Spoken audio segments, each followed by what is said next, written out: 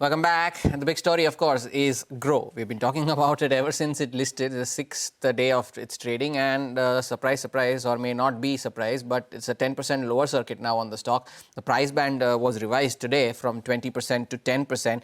And of course, as of yesterday's close, the stock was up 90% from its issue price. So now seeing a bit of a cool off from those elevated levels. And as of right now, at this price, there are almost 1.6 crore shares worth of pending sell orders that are still at the NSE as per the latest data as of now. What happened yesterday, of course, was a Moneycontrol report that said that more than 30 lakh shares of Groww were pushed into the NSE auction window, which according to analysts that Moneycontrol spoke to say that it is an unusually large quantity.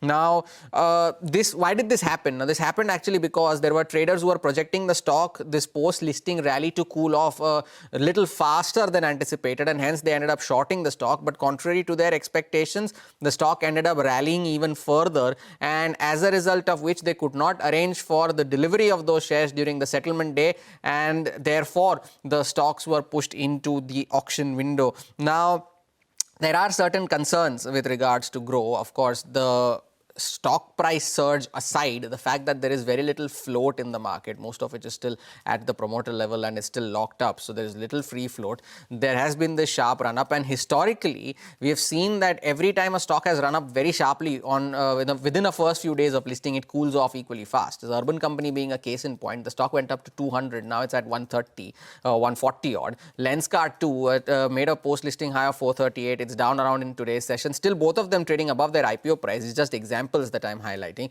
These are some concerns, of course, not specifically applicable to Groww as well. The other important triggers that lie ahead, of course, first one being on Friday, the results that come out, and of course on the 10th of December when the 1 month shareholder lock-in period ends. So that will see more than 140 million shares free up for trade. So as of now, Groww 10% lower circuit, more pending sell orders. It'll be interesting to see where the stock goes from here.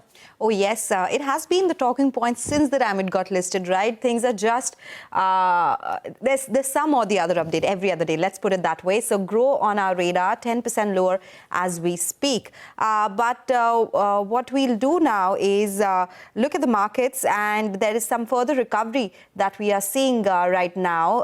The Nifty is up around 66 points. We do have the mid caps, which are higher in trade as we speak. But we'll do one thing, we'll slip into a short break.